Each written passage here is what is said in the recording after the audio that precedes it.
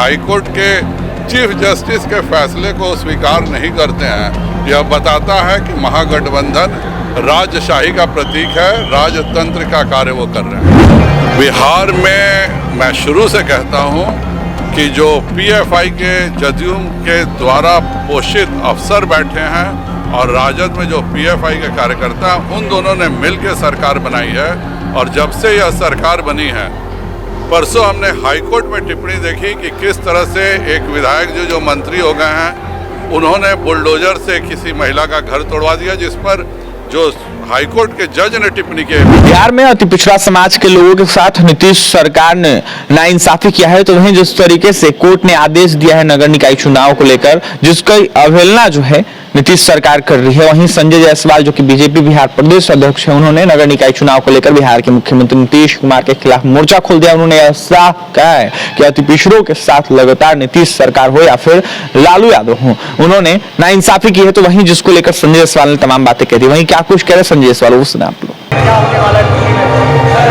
जब प्रचार प्रसार थम गया है तो अब सभी कुछ जनता के हाथ में है। मुझे पूरा विश्वास है कि जनता जिस प्रतिनिधि ने उनके साथ समय बिताया हो, उनकी सेवा की हो, जो उनके लिए काम किया हो, जो उनके सुख दुख में रहता हो, उसका ही चुनाव करेगी। जो कुर्सी पर बैठ के जनता को स्टूल पर बैठाता हो, उसका चुनाव हरगिज नहीं करेगी। लगातार जो महागठबंधन के नेता है सर, वो नगर निकाय चुनाव पर कई तरह की बातें कर रहे हैं, आप लोगों पर जो है बहुत तरह के आरोप भी लगा रहे हैं।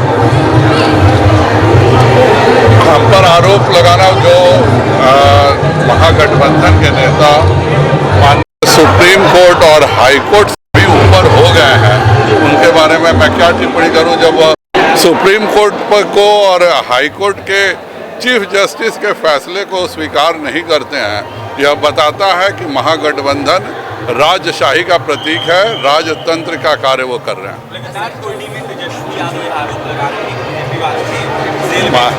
माननीय पत्रकार महोदय लोग, चुनाव प्रचार का समय समाप्त हो चुका है। मैं अभी इस समय कोई भी टिप्पणी करूंगा तो वह चुनाव के जो आचार संहिता है उसके खिलाफ होगा। कृपया अगर आप भी ना पूछो और मैं भी जवाब न दूं तो बेहतर है। सर, एक सवाल है, भागलपुर में समुदाय को लगभग चाकू मारकर हत्या कर दी है। बिहार में मैं शुरू से कहता हूं कि जो पीएफआई के जदयू के द्वारा पोषित अफसर बैठे हैं और राजद में जो पीएफआई के कार्यकर्ता हैं, उन दोनों ने मिलकर सरकार बनाई है। और जब से यह सरकार बनी है, परसों हमने हाईकोर्ट में टिप्पणी देखी कि किस तरह से एक विधायक जो मंत्री हो गए हैं, उन्होंने बुलडोजर से किसी महिला का घर तोड़वा दिया, जिस पर जो हाईकोर्ट के जज ने टिप्पणी की है, मेरी टिप्पणी नहीं है।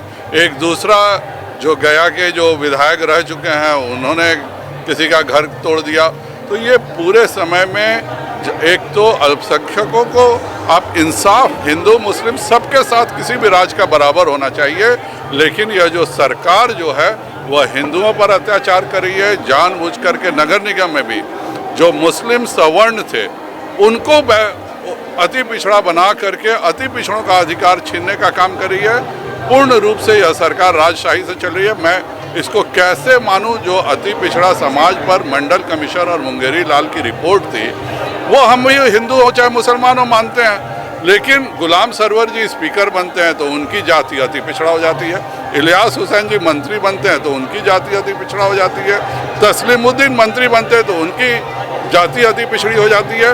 तो ये जो वाकई हिंदुओं में जो अति पिछड़ा समाज है और मुस्लिम में भी जो अति पिछड़ा, उन दोनों के साथ लगातार नाइंसाफी करने का काम लालू जी ने और नीतीश जी ने किया।